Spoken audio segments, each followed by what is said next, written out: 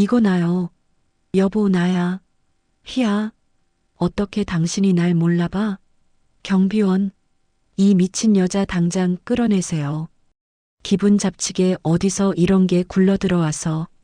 남자는 벌레를 보듯 제 손을 뿌리치며 넥타이를 고쳐맸습니다. 10년 전 피를 흘리며 제품에서 죽어가던 그 따뜻했던 남편이 맞는데 그는 저를 모르는 척하는 게 아니었습니다. 저를 경멸하고 있었습니다. 미친년. 당장 방송 꺼. 내가 지금 제정신이야? 전화기 너머로 아버지의 비명 같은 고함이 들려왔지만 저는 담담히 카메라를 응시했습니다. 그날 밤 저는 모든 사실을 알게 되었습니다. 죽은 줄 알았던 남편이 10년 만에 돌아온 이유가 궁금하시다면 시작 전 구독과 좋아요를 눌러주시고 어디서 듣고 계신지 댓글 남겨주시면 그곳으로 행운이 가득 깃들기를 바라겠습니다. 오늘의 사연 시작합니다. 서울의 밤하늘 아래 대한민국 상류층 인사들이 모두 모인 듯한 VVIP 미술 전시회장이 환한 불을 밝혔습니다. 곳곳에 놓인 현대 미술 작품들은 그 자체로도 빛났지만 그 앞을 오가는 사람들의 화려한 옷차림과 보석들이 더 현란한 빛을 뿜어내고 있었죠. 잔을 부딪히는 소리, 나지막한 웃음소리가 감미로운 클래식 선율과 뒤섞여 공간을 가득 메웠습니다. 이 떠들썩한 사교의 장 한가운데 섬처럼 고요한 남자가 있었습니다.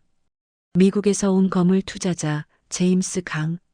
그의 이름 앞에는 늘 성공 신화 미다스의 손 같은 화려한 수식어가 따라붙었지만 정작 제임스 강 자신은 잘 벼려진 얼음 조각처럼 차갑고 단단해 보였습니다. 그의 곁을 그림자처럼 지키는 남자 레오가 다가와 낮은 목소리로 보고했습니다. 귀에 꽂힌 무선 이어폰을 매만지며 말했죠. 대표님, 목표가 도착했습니다. 3번 갤러리 풍경화 앞에 있습니다. 제임스 강이 들고 있던 샴페인 잔을 가볍게 흔들며 대답했습니다. 그래, 나도 보고 있어. 10년이 흘러도 취향은 여전하군. 그의 시선이 향한 곳에는 한 여인이 서 있었습니다. SY 그룹 윤상현 회장의 딸이자 그의 전 아내인 윤이었죠. 윤희는 화려한 파티의 분위기와는 어울리지 않게 어딘가 쓸쓸한 표정으로 낡은 캔버스에 담긴 바다 풍경을 바라보고 있었습니다. 죽은 남편 강태준이 생전에 유독 아꼈던 무명 화가의 그림. 버리고 버려도 기억 속에서 사라지지 않는 남편의 흔적이었습니다. 그 그림을 오늘 이 자리에서 다시 마주하게 될 줄은 꿈에도 몰랐습니다. 가슴 한쪽이 저릿해오는 것을 느끼며 그림에 몰두하던 그때 등 뒤로 묵직한 중저음의 목소리가 날아와 꽂혔습니다. 그림이 마음에 드십니까?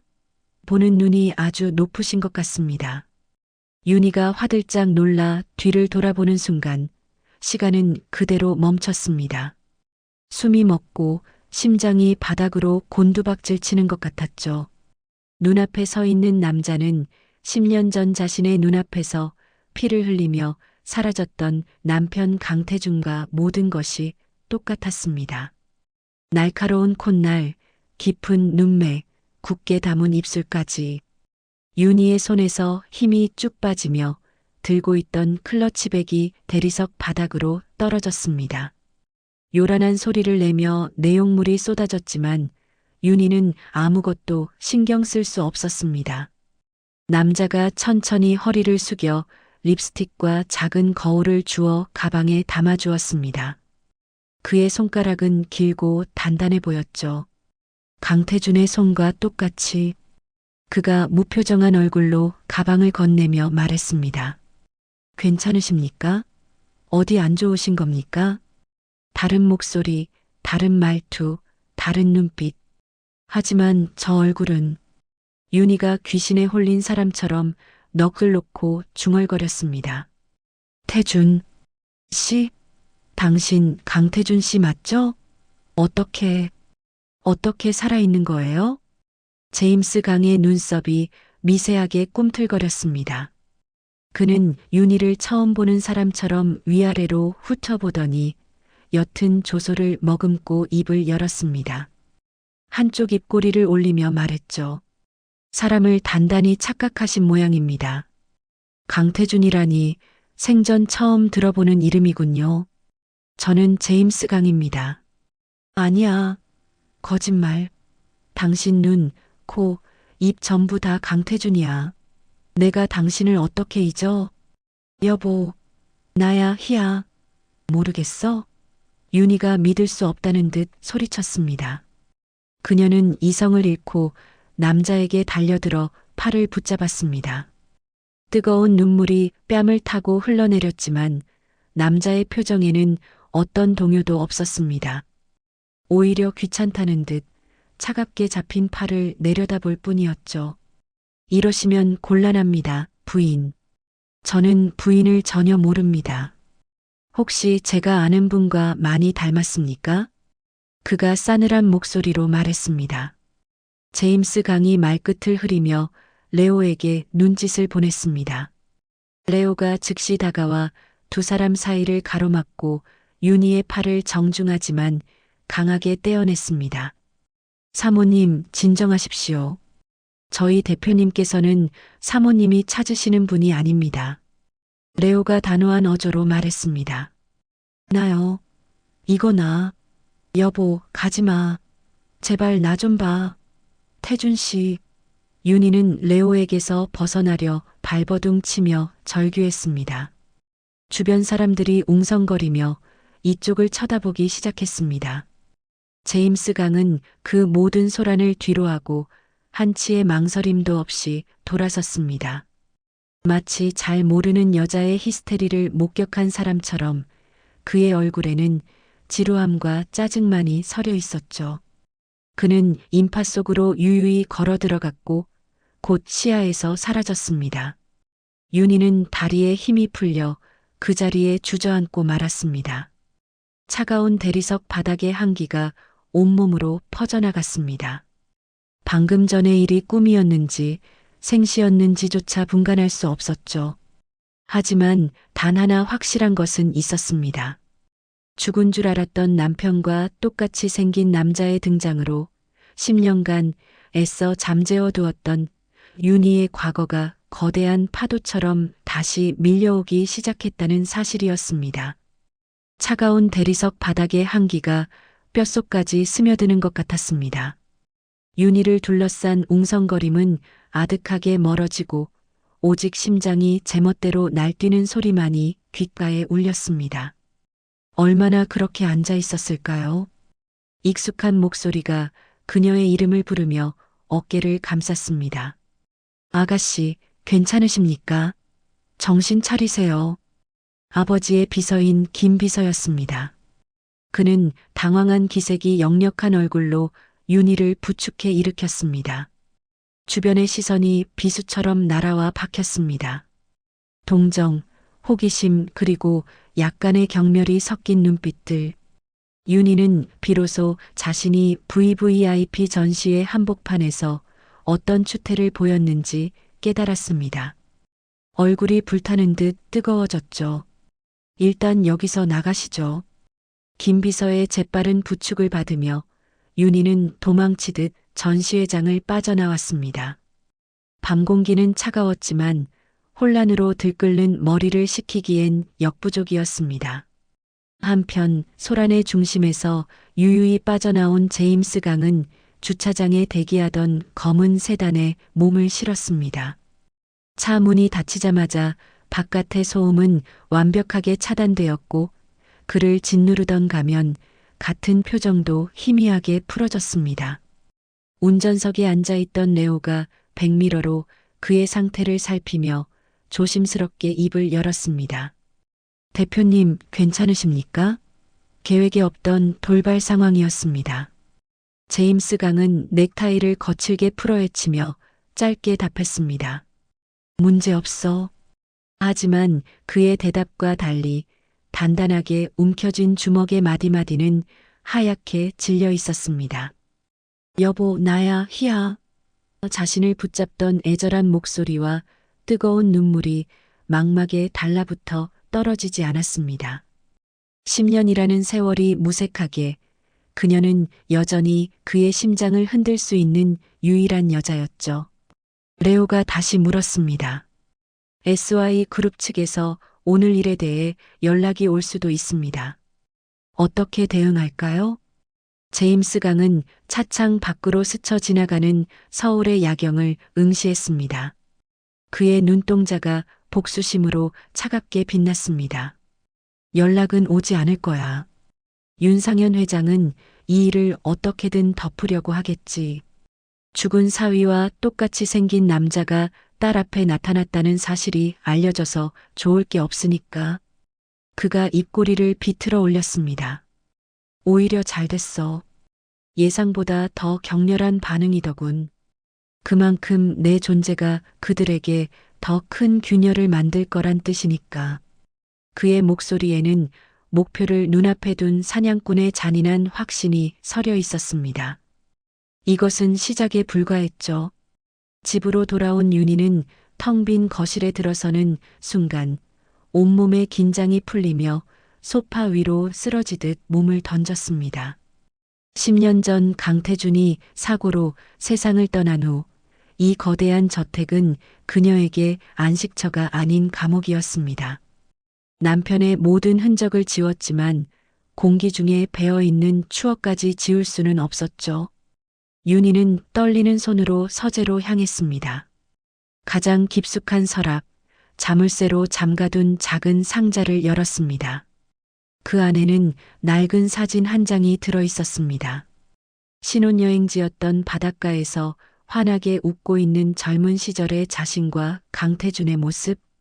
사진 속 남자의 얼굴은 오늘 밤 마주쳤던 제임스 강과 소름 끼치도록 똑같았습니다. 아니야, 환각일 리 없어. 분명히 당신이었어. 눈물이 사진 위로 뚝뚝 떨어졌습니다. 슬픔과 혼란, 그리고 알 수 없는 분노가 뒤섞여 심장을 마구 핥히었습니다. 10년 전 그날의 진실은 무엇이었을까요? 단순한 사고가 아니었던 걸까요? 윤희는 처음으로 남편의 죽음에 의문을 품기 시작했습니다. 다음 날 아침 밤새 한숨도 자지 못해 퀭한 얼굴의 윤희는 아버지 윤상현 회장의 사무실을 찾았습니다. 아버지, 어젯밤에. 윤희가 말을 꺼내기도 전에 윤상현 회장은 서류에서 눈도 떼지 않은 채 쏘아붙였습니다. 어젯밤 일은 들었다. 내가 단단히 헛것을 본 게야. 죽은 사람이 어떻게 살아 돌아와? 그것도 미국 거물 투자자가 돼서? 하지만 제 눈으로 똑똑히 봤어요. 태준 씨랑 똑같이 생긴 사람이었다고요. 윤상현 회장이 들고 있던 펜을 책상에 내리쳤습니다. 시끄럽다. 다시는 그 이름 입에 담지 마. SY 그룹의 안주인이 될 사람이 언제까지 죽은 남편 그림자에 사로잡혀 살 거냐? 당장 정신 차리고 쓸데없는 생각은 집어치워. 아버지의 서슬 퍼런 호통에 윤희는 입술을 깨물었습니다. 무언가 숨기고 있는 것이 분명했습니다. 자신의 슬픔보다 그룹의 안위를 먼저 생각하는 아버지의 냉정한 태도는 그녀의 의심에 불을 지폈죠.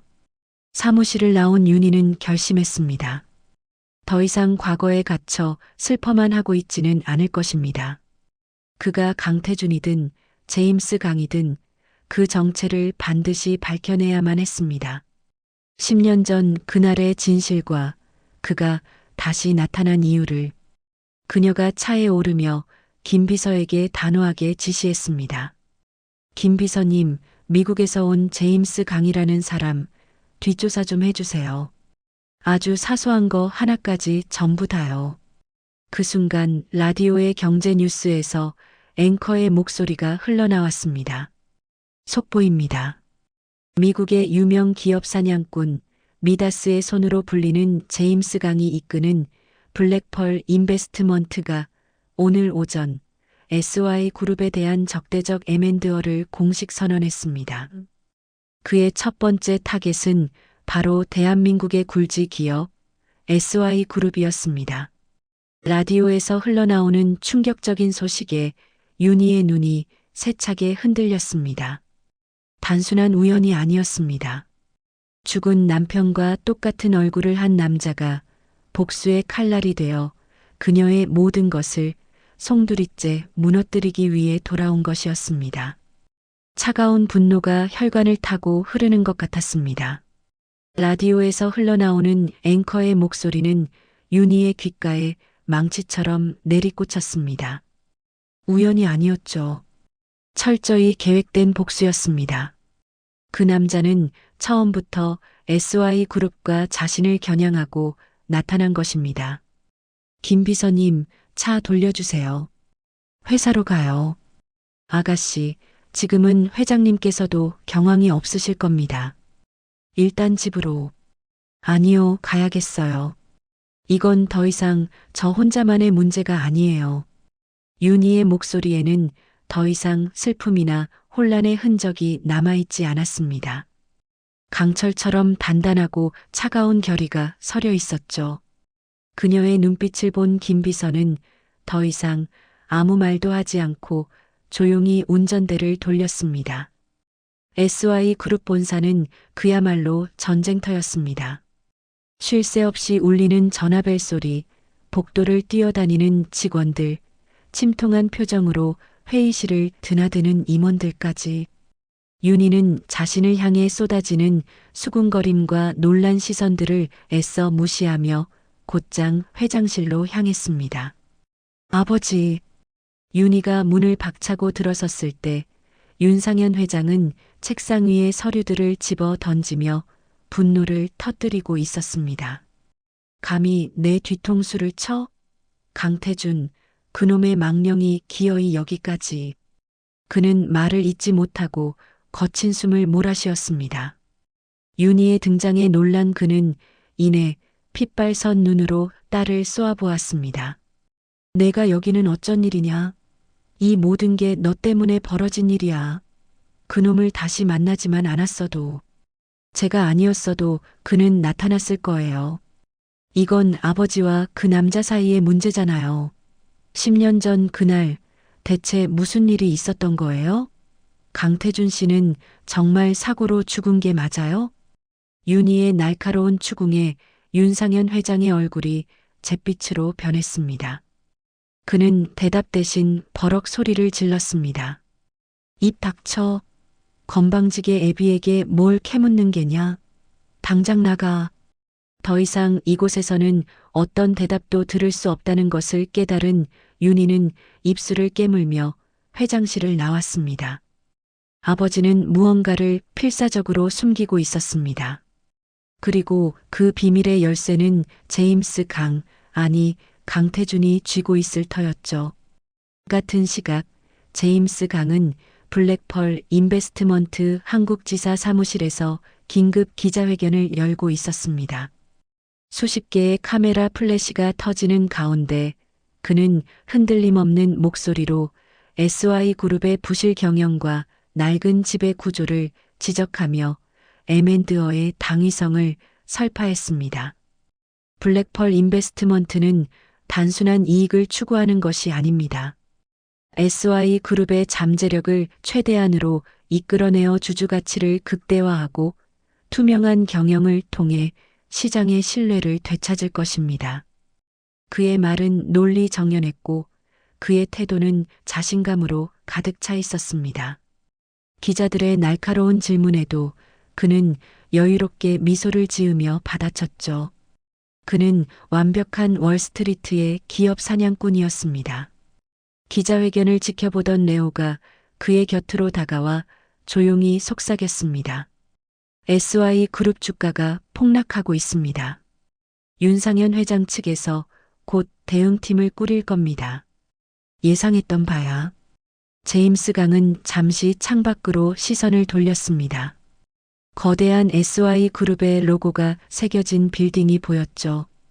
그의 눈빛이 순간 섬뜩하게 빛났습니다. 이제부터 진짜 게임이 시작될 테니. 그날 밤 김 비서로부터 제임스 강에 대한 1차 조사 보고가 도착했습니다. 자료 속 그의 이력은 흠잡을 데 없이 완벽했습니다.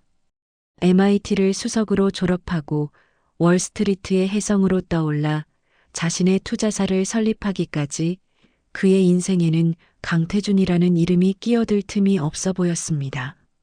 하지만 윤희는 포기하지 않았습니다. 그녀는 자료의 가장 마지막 장, 아주 작게 기록된 각주 하나에 시선이 멈췄습니다. MIT 재학 시절 션 강숀 캥이라는 이름으로 활동, 교통사고로 인한 기억상실증 치료 기록 및 안면, 재건 수술 이력 다수, 심장이 쿵 하고 내려앉았습니다. 교통사고, 기억상실증, 안면 재건, 퍼즐 조각들이 제멋대로 흩어지면서도 기괴한 형상으로 맞춰지는 듯 했습니다. 윤희는 더 이상 기다릴 수 없었습니다. 그녀는 차 키를 집어들고 집을 나섰습니다. 제임스 강을 직접 만나 단판을 지어야 했죠. 그가 누구든 그의 입으로 직접 진실을 들어야만 했습니다. 블랙펄 인베스트먼트의 사무실이 있는 빌딩 로비에 도착했을 때 마침 로비를 가로질러 전용 엘리베이터로 향하는 제임스 강과 마주쳤습니다. 잠깐만요. 윤희가 그를 막아섰습니다. 제임스 강은 무감각한 표정으로 그녀를 내려다보았습니다. 마치 처음 보는 사람을 대하는 듯한 차가운 눈빛이었죠. SY그룹의 윤희 상무님이시군요. 이런 식의 만남은 비즈니스 예절에 어긋나는 것 같은데. 당신 누구야? 윤희는 그의 눈을 똑바로 응시하며 물었습니다. 떨리는 목소리를 애써 억눌렀죠. 왜 이런 짓을 하는 거죠? 목적이 뭐예요? 강태준 씨, 당신 맞죠? 강태준이라는 이름이 나오자 그의 눈동자가 아주 미세하게 흔들렸습니다. 그러나 그것도 잠시 그는 다시 가면을 쓴 듯 냉정한 표정으로 비웃음을 흘렸습니다. 망상에 사로잡혀 계시는군요. 죽은 남편에 대한 미련이 그렇게 크실 줄은 몰랐습니다. 그가 윤희를 스쳐 지나가려던 순간이었습니다. 윤희는 마지막 힘을 다해 그의 팔을 붙잡았습니다. 아니, 당신은 알아. 내가 긴장하면 반지를 만지작거리는 버릇이 있다는 거. 어젯밤 당신은 분명히 알고 있었어. 제임스 강의 걸음이 우뚝 멈췄습니다. 그의 고개가 천천히, 아주 천천히 윤희에게로 돌아왔습니다. 그의 눈에 처음으로 냉정함 외의 감정이 떠올랐습니다. 지독한 증오와 얼음 같은 슬픔이 뒤섞인 지옥의 심연과도 같은 눈빛이었죠. 그가 윤희의 귓가에 나직이 오직 그녀만이 들을 수 있는 목소리로 속삭였습니다. 그 버릇 아직도 못 고쳤나 보군. 10년 전 내 아버지의 장례식장에서 내 손을 뿌리치던 당신 아버지 옆에서도 그러고 있었지. 윤희의 온몸이 그 자리에 얼어붙었습니다. 그것은 오직 강태준과 자신, 단 두 사람만이 아는 기억이었습니다. 세상의 모든 소리가 사라졌습니다. 귓가에 남은 그의 속삭임이 독처럼 온몸으로 퍼져나갔습니다. 윤희는 마치 시간이 멈춘 듯 텅 빈 로비 한가운데에 우두커니 서 있었습니다. 그가 떠난 엘리베이터의 문은 굳게 닫혔고 차가운 금속 표면에 비친 자신의 얼굴은 낯설기만 했습니다. 10년 전 아버지의 장례식장. 기억 저편에 묻어두었던 그날의 파편이 날카롭게 가슴을 찔렀습니다. 슬픔에 잠긴 어린 태준과 그런 그를 외면한 채 자신의 손목을 거칠게 잡아 끌던 아버지의 뒷모습? 그랬습니다. 그런 일이 있었습니다. 그러나 그날의 기억은 너무도 희미하고 아버지의 슬픔을 위로해야 한다는 생각에 다른 것은 돌아볼 겨를조차 없었죠. 그것이 그에게 얼마나 깊은 상처를 남겼는지 윤희는 단 한 번도 생각해 본 적이 없었습니다. 가느다란 숨과 함께 헛웃음이 터져 나왔습니다. 배신감보다 먼저 밀려온 것은 지독한 자책감이었습니다. 그녀는 천천히 몸을 돌려 빌딩을 빠져나왔습니다. 밤 공기는 얼음장처럼 차가웠죠. 윤희는 목적지 없이 차를 몰았습니다. 익숙한 길을 따라 한강변에 차를 세웠을 때 10년 전의 기억이 파도처럼 밀려왔습니다. 풋풋했던 대학생 시절, 태중과 나란히 앉아 캔 커피를 마시며 미래를 그리던 바로 그 장소였습니다. 나중에 아주 근사한 건축가가 되면 너랑 살 집을 제일 먼저 지을 거야. 한강이 바로 보이는 세상에서 가장 아늑한 집으로. 그의 목소리가 환청처럼 귓가를 맴돌았습니다. 다정했던 눈빛, 따뜻했던 손길, 소박하지만 행복했던 약속들. 그 모든 것이 거짓이었을 리 없습니다. 윤희는 핸들에 머리를 기댄 채 흐느꼈습니다. 그를 잃었다는 슬픔과 살아 돌아온 그가 자신을 증오하고 있다는 절망이 뒤섞여 심장을 난도질했습니다. 얼마나 울었을까요? 눈물이 마르자 분노가 고개를 들었습니다. 아버지. 이 모든 비극의 중심에는 아버지가 있었습니다. 아버지가 숨기고 있는 10년 전의 진실이 강태준을 괴물로 만들고 자신들의 삶을 송두리째 흔들고 있었습니다. 윤희는 눈물을 닦고 시동을 걸었습니다. 더 이상 슬픔에 잠겨 있을 시간은 없었습니다. 진실을 알아내야 했죠. 그리고 그를 막아야 했습니다. 그가 스스로를 파멸시키는 것을, 그리고 SY그룹이 무너지는 것을 이대로 지켜볼 수만은 없었습니다. 같은 시각 제임스 강의 펜트하우스. 그는 위스키 잔을 든 채 통유리창 너머로 서울의 야경을 내려다보고 있었습니다. 그의 시선은 저 멀리 보이는 SY그룹 본사 건물에 고정되어 있었죠. 윤희의 얼굴이 충격과 절망으로 무너지던 그녀의 눈빛이 눈앞에서 사라지지 않았습니다. 잔을 쥔 손에 힘이 들어가 하얗게 뼈마디가 드러났습니다. 일부러 흔들 필요는 없었습니다. 어느새 다가온 레오가 나직하게 말했습니다. 계획대로라면 윤희 상무는 이 게임의 변수가 아니었습니다. 변수? 제임스 강은 코웃음 쳤습니다. 그 여자는 변수가 아니라 이 게임의 핵심이야. 윤상현이 가장 아끼는 유일한 약점이지. 그는 위스키를 단숨에 털어 넣었습니다. 불타는 듯한 액체가 식도를 타고 내려갔지만 가슴속의 화는 좀처럼 가라앉지 않았습니다. 그는 서재로 걸어가 낡은 액자 하나를 꺼내 들었습니다. 액자 속에는 인자한 미소를 띤 중년 남자와 앳된 소년이 나란히 서 있었습니다. 강태준과 그의 아버지였죠. 보고 계십니까, 아버지? 이제 곧 모든 것을 되돌려 놓겠습니다. 그의 눈에 맺힌 것은 슬픔이 아닌 복수를 향한 서늘한 광기였습니다. 레오, 2단계 계획을 시작해. SY그룹에 숨겨진 차명 계좌와 비자금 내역, 언론사에 넘겨. 알겠습니다. 이사회를 앞두고 치명타가 될 겁니다. 레오가 돌아서자 제임스 강은 액자를 어루만지며 속삭였습니다.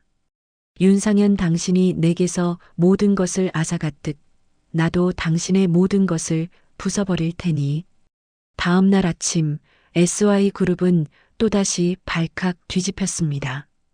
제임스 강 측에서 터뜨린 비자금 의혹 기사가 모든 언론의 일면을 장식한 것입니다. 검찰의 압수수색 가능성까지 거론되며 주가는 개장과 동시에 추락했습니다.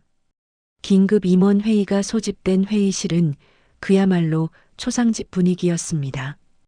윤상현 회장은 금방이라도 쓰러질 듯 안색이 파리해져 있었죠. 대체 어디서 정보가 샌 거야? 이 모든 건 음해고 조작이야. 그의 고함에 누구 하나 선뜻 입을 열지 못했습니다. 그때 회의실 문이 열리고 윤희가 들어섰습니다. 밤새 한숨도 자지 못했지만 그녀의 눈빛은 그 어느 때보다 단단하고 차분했습니다. 제가 맡겠습니다. 모든 임원들의 시선이 그녀에게로 향했습니다. M&어 방어팀, 제가 직접 지휘하겠습니다. 내가 뭘 안다고. 윤상현 회장이 버럭 소리쳤지만 윤희는 물러서지 않았습니다. 그녀는 아버지를 똑바로 마주보며 말했습니다. 적어도 아버지보다는 그 남자에 대해 더 잘 알 테니까요. 이건 회사만의 전쟁이 아니에요. 아버지와 저, 그리고 강태준이라는 사람의 전쟁이기도 합니다. 그녀의 목소리에는 거부할 수 없는 힘이 실려 있었습니다. 그러니 말씀해 주세요, 아버지. 10년 전 그날 강태준 씨의 아버지께 무슨 짓을 하신 거예요? 윤희의 직설적인 질문에 윤상현 회장의 얼굴에서 핏기가 완전히 가셨습니다. 회의실 안에는 무거운 침묵이 내려앉았죠. 모든 균열은 그렇게 가장 깊은 곳의 비밀을 향해 시작되고 있었습니다. 회의실의 공기는 얼어붙을 듯 차가웠습니다. 윤희의 질문은 날카로운 비수가 되어 그 자리에 있는 모두의 심장을 겨눴습니다. 윤상현 회장은 덜덜 떨리는 손으로 테이블을 짚었습니다.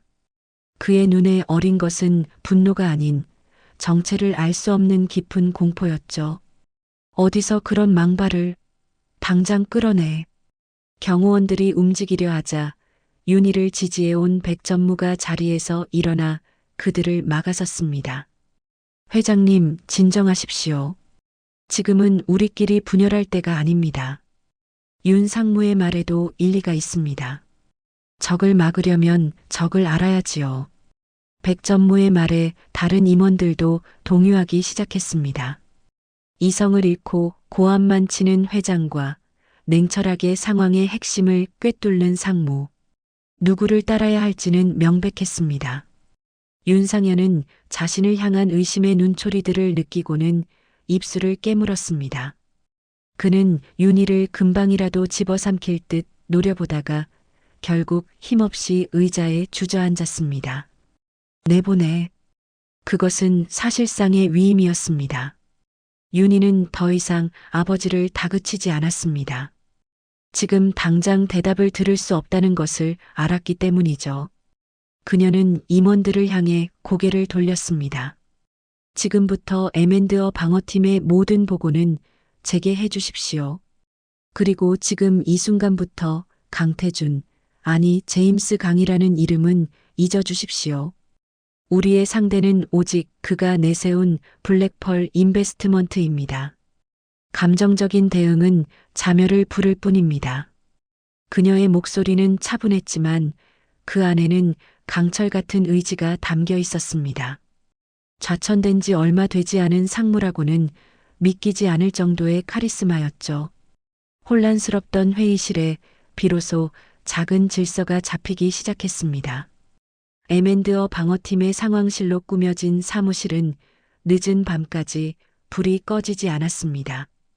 윤희는 쏟아지는 보고서를 검토하고 실시간으로 변하는 주가 그래프를 분석하며 쉴 틈 없이 팀을 지휘했습니다. 그녀는 우선 비자금 의혹 기사에 대한 반박 자료를 준비시켜 언론 대응에 나서는 한편 적대적 M&어를 방어하기 위한 백기사를 물색하기 시작했죠.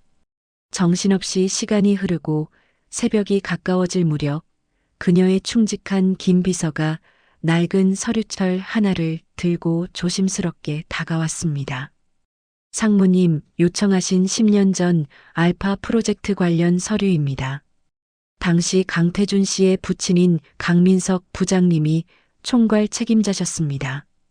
윤희는 그 이름을 듣는 순간 심장이 서늘하게 내려앉는 것을 느꼈습니다. 알파 프로젝트? SY그룹의 신재생 에너지 사업에 초석이 되었던 기념비적인 프로젝트였습니다. 그리고 그 프로젝트가 끝날 무렵 강민석 부장은 갑작스러운 사고로 세상을 떠났죠. 그녀는 떨리는 손으로 서류철을 넘겼습니다. 빽빽한 보고서와 설계도면 사이에서 빛바랜 메모지 한 장이 바닥으로 떨어졌습니다. 그곳에는 강민석 부장의 필체로 보이는 짧은 메모가 적혀 있었습니다.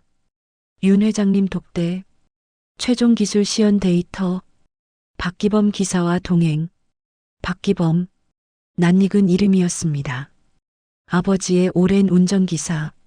10년 전 갑자기 고향으로 내려간다며 말없이 회사를 그만뒀던 사람이었죠. 그가 아버지와 강민석 부장의 마지막 만남에 함께 있었습니다. 같은 시각 제임스 강의 펜트하우스. 레오가 방금 막 들어온 긴급 정보를 보고했습니다. SY그룹의 M&A 방어를 윤희 상무가 총괄 지휘하기 시작했습니다.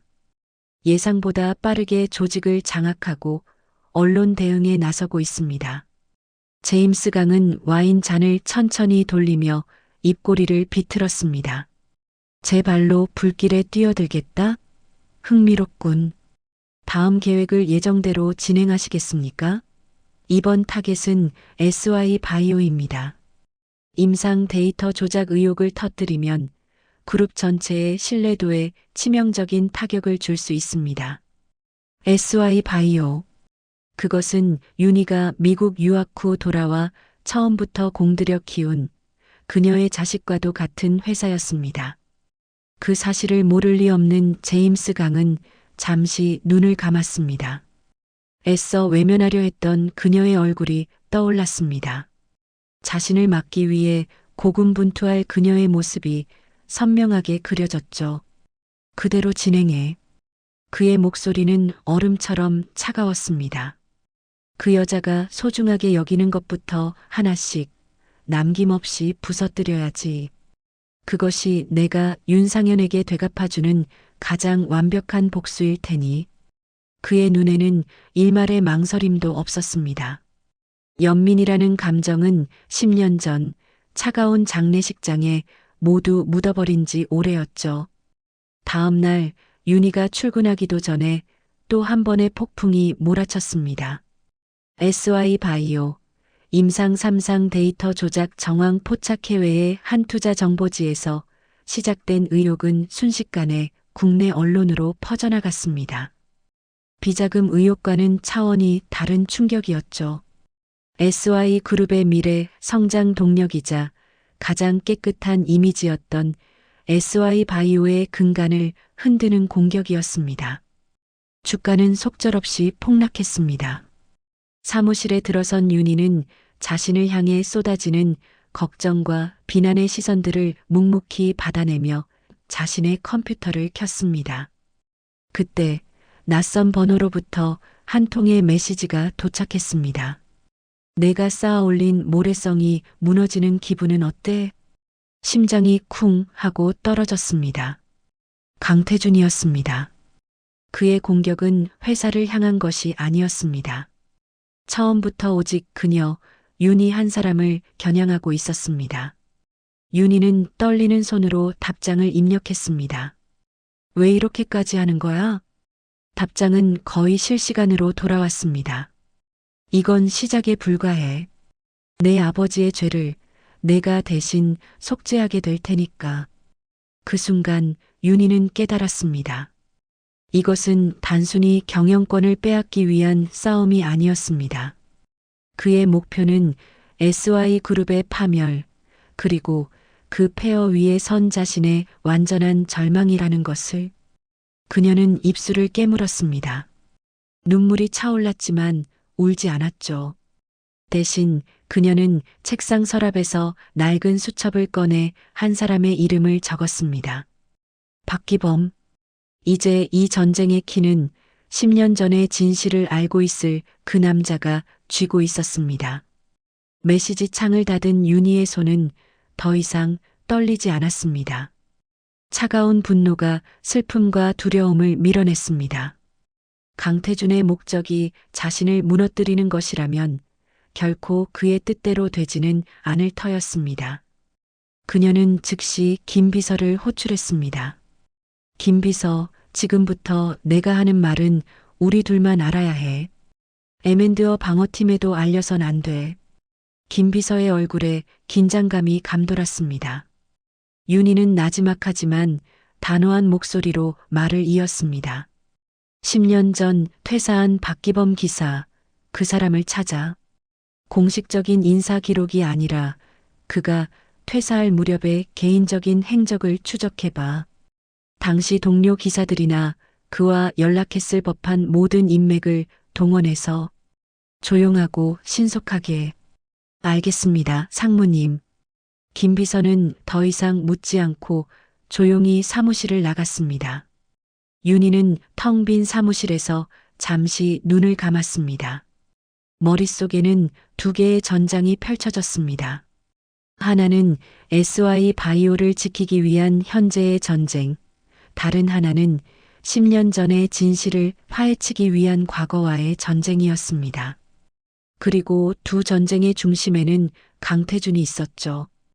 SY 바이오에 대한 공격은 집요했습니다.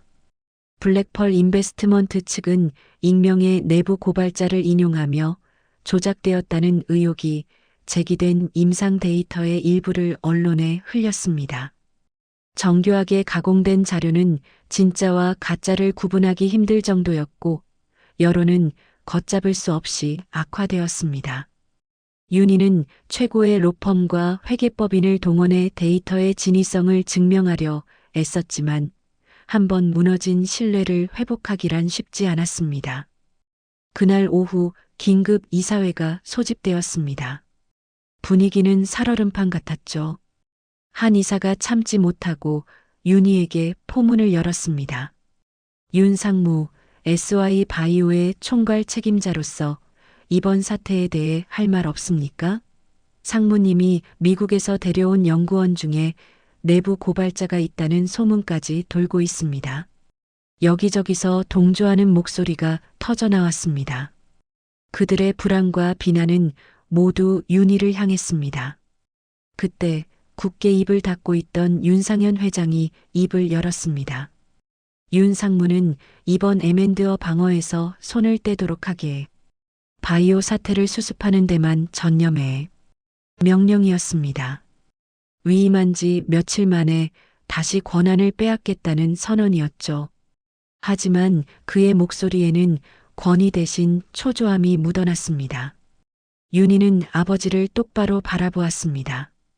그의 눈동자가 미세하게 흔들리고 있었습니다. 그는 진실이 밝혀지는 것이 두려운 것입니다. 싫습니다. 윤희의 거절에 회의실은 순간 정적에 휩싸였습니다. 이 모든 공격은 하나의 뿌리에서 시작되었습니다. SY 바이오 사태만 수습한다고 해결될 문제가 아닙니다. 방어팀 지휘권은 제가 계속 갖겠습니다. 그리고 아버지께서는 아무것도 하지 마시고 가만히 계십시오. 그게 그룹을 돕는 길입니다. 그것은 딸이 아버지에게 하는 경고이자 사실상의 선전포고였습니다. 윤상현의 얼굴이 붉게 달아올랐지만 자신을 외면하는 이사들의 시선 속에서 그는 더 이상 아무 말도 하지 못했습니다. 제임스 강의 펜트하우스에서는 승리를 자축하는 듯 조용한 클래식 음악이 흐르고 있었습니다. 레오가 새로운 보고서를 내밀었습니다. SY 그룹 이사회 내부에서도 균열이 감지되고 있습니다. 윤희 상무의 입지가 흔들리고 있습니다. 이제 SY 건설 쪽에 숨겨진 부실 채권을 터뜨리면 아니, 잠시 멈춰. 제임스 강은 레오의 말을 잘랐습니다. 그는 통유리창 너머로 서울의 야경을 내려다보고 있었죠. 도시의 불빛이 그의 차가운 눈동자에 비쳤습니다. 너무 쉽게 무너지면 재미없지. 그녀가 발버둥 칠 시간을 좀 더 주자고. 자신이 무언가를 할 수 있다고 믿게 만들어야 그 희망이 절망으로 바뀌는 순간이 더 짜릿할 테니. 그의 입가에 잔인한 미소가 걸렸습니다.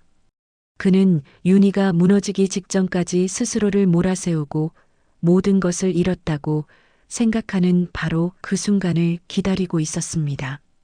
그녀가 지금 뭘 하고 있는지 알아봐. 회사 일 말고 개인적으로. 레오는 주인의 의도를 파악하고는 짧게 대답했습니다. 알겠습니다. 밤이 깊어지고 있었습니다. 모두가 퇴근한 사무실에 홀로 남은 윤희는 박기범의 낡은 인사기록 카드만 멍하니 바라보고 있었습니다. 그때 김 비서에게서 메시지가 도착했습니다. 단 한 줄의 주소였죠. 강원도 속초시 작은 어촌 마을입니다. 5년 전부터 그곳에서 낚싯배를 운영하고 있다고 합니다. 윤희는 자리에서 벌떡 일어났습니다. 망설일 시간이 없었죠. 그녀는 코트를 집어들고 곧장 지하 주차장으로 향했습니다. 서울에서 속초까지 3시간이 넘는 거리였습니다. 어둠이 짙게 깔린 고속도로를 달리며 그녀의 머릿속은 수만 가지 생각으로 복잡했습니다. 10년 전 그날 아버지와 강민석 부장 그리고 박기범 기사 사이에는 대체 무슨 일이 있었던 것일까요? 새벽녘 비릿한 바다 냄새가 코끝을 찔렀습니다. 내비게이션이 안내한 곳은 낡고 허름한 집들이 옹기종기 모여 있는 작은 항구 마을이었습니다. 윤희는 좁은 골목길에 차를 세우고 메시지에 적힌 주소의 낡은 슬레이트 지붕집 앞에 섰습니다. 희미한 불빛이 창문 틈으로 새어나오고 있었습니다. 심장이 세차게 뛰었습니다. 그녀는 마른 입술을 축이고는 굳게 닫힌 낡은 철문을 두드렸습니다. 똑똑똑. 잠시의 정적 후 안에서 경계심 가득한 목소리가 들려왔습니다. 누구요? 낯설지만 어딘가 기억 속에 희미하게 남아있는 듯한 목소리였습니다. 윤희는 결심을 굳히고 입을 열었습니다. 박기범 기사님, 저 SY그룹의 윤희입니다. 낡은 철문이 삐걱거리며 열렸습니다. 문틈으로 나온 남자는 세월의 풍파를 정통으로 맞은 얼굴을 하고 있었습니다. 노동으로 다져진 다부진 체격이었지만 경계심으로 가득 찬 눈빛은 금방이라도 문을 닫아버릴 기세였죠. 희미한 소주 냄새와 비릿한 바다 냄새가 함께 풍겨왔습니다. SY 그룹 사람은 이제 볼 일 없습니다. 돌아가시오. 박기범이 매몰차게 말하며 문을 닫으려 할 때 윤희가 다급하게 문틈으로 손을 집어넣었습니다. 잠깐만요, 기사님. 회사 일 때문에 온 게 아닙니다. 10년 전 그날에 대해 여쭤볼 게 있어서 왔습니다. 10년 전 그날이라는 말에 박기범의 눈동자가 파도처럼 흔들렸습니다. 그는 잠시 윤희의 얼굴과 그녀 뒤에 세워진 값비싼 세단을 번갈아 쳐다보았습니다. 무언가 결심한 듯 그는 한숨을 내쉬며 문을 열었습니다.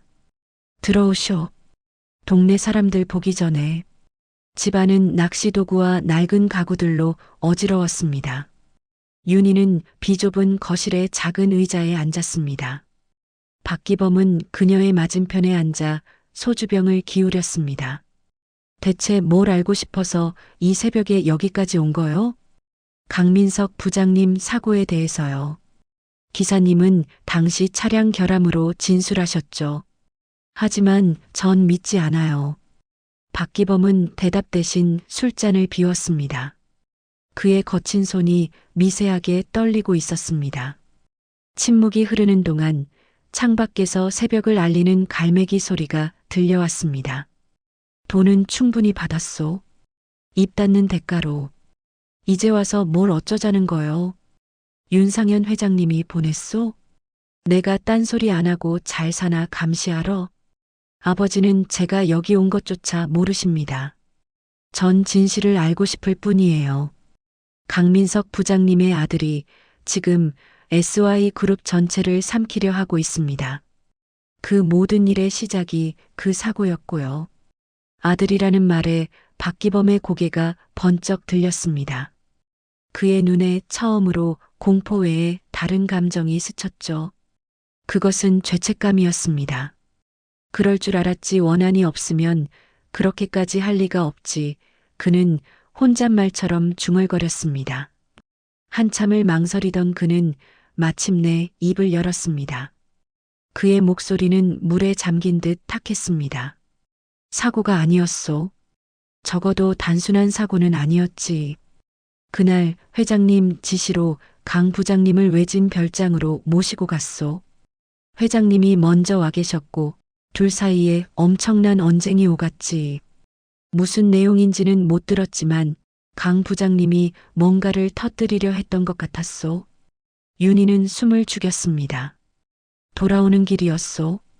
강 부장님은 계속 어딘가로 전화를 걸려고 했고 내 차 브레이크는 정비 기록과 달랐지. 누군가 손을 댔던 거요.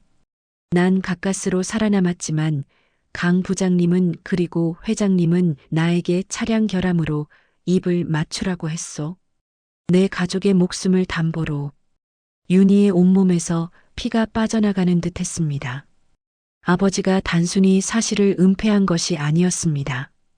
모든 일의 시작에 그 중심에 아버지가 있었습니다. 증거가 있나요? 박기범은 고개를 저었습니다. 내가 가진 건 이 목숨뿐이요. 하지만 당시 내가 회장님 지시로 폐기했던 운행일지가 있소. 사고 직전까지의 모든 동선과 지시사항이 적혀 있었지. 원본은 태웠지만 혹시 몰라 개인적으로 복사해둔 사본을 고향 집 창고에 숨겨뒀소. 그게 내 마지막 보험이었으니까.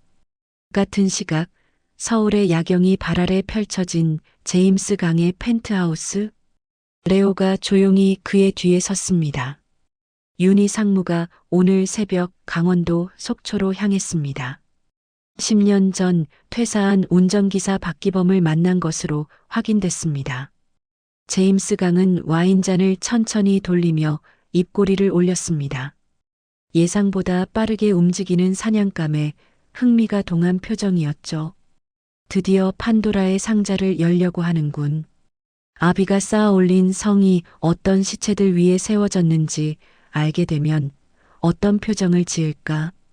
박기범을 처리할까요? 아니, 그대로 둬.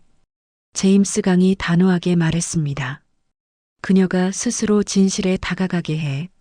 그리고 그 진실의 끝에서 모든 것을 잃게 만들어야지.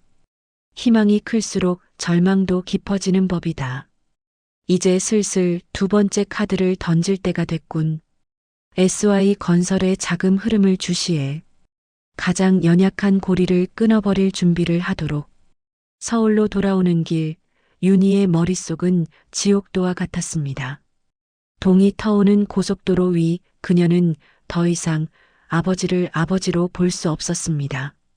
존경했던 경영인이자 사랑했던 가족은 한순간에 자신의 삶을 송두리째 뒤흔든 사건의 주범이 되어 있었습니다. 강태준의 분노가 그의 복수가 비로소 이해되기 시작했죠. 회사로 복귀한 윤희는 아무에게도 속초에서의 일을 말하지 않았습니다. 그녀는 M&어 방어팀 회의를 주재하고 언론 대응을 지시하며 평소와 다름없이 행동했습니다.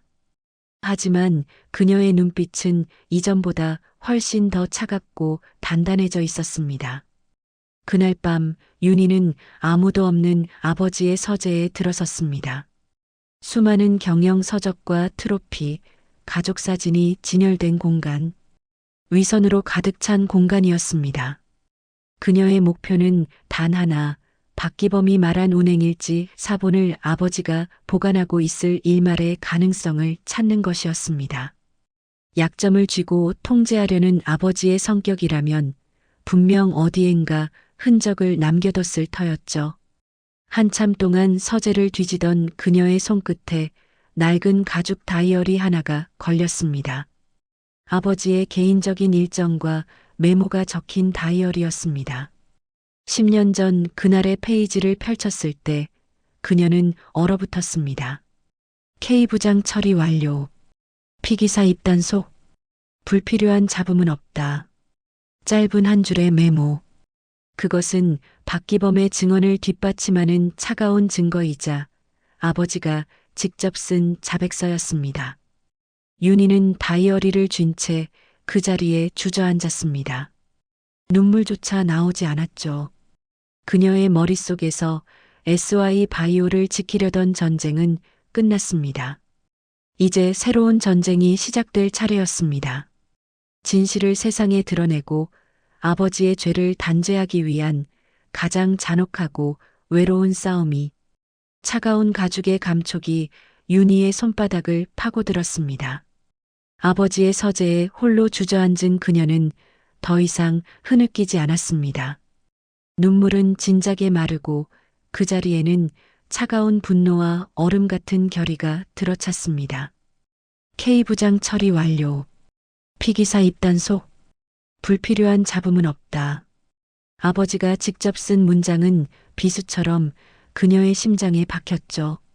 윤희는 자리에서 일어났습니다. 다이어리를 원래 자리에 가져다 놓기 전 그녀는 자신의 휴대폰을 꺼내 소리 없이 해당 페이지를 여러 각도에서 촬영했습니다. 사진만으로는 법적 효력이 미미할 수 있지만 이것은 시작의 증거이자 그녀 스스로를 채찍질할 낙인이었습니다. 그녀는 다이어리를 서가 깊숙한 곳, 원래 있던 그 자리에 정확히 다시 꽂아 넣었습니다.